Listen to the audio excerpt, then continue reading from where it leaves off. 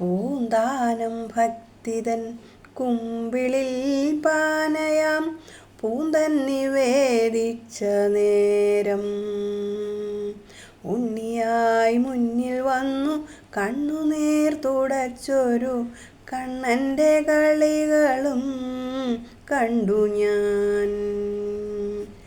നവകാഭിഷേകം കഴിഞ്ഞു, ശംഖാഭിഷേകം കഴിഞ്ഞു, നളിനവിലോചനൻ ഗുരുവായൂരപ്പൻ്റെ കമനീയ വിഗ്രഹം തെളിഞ്ഞു.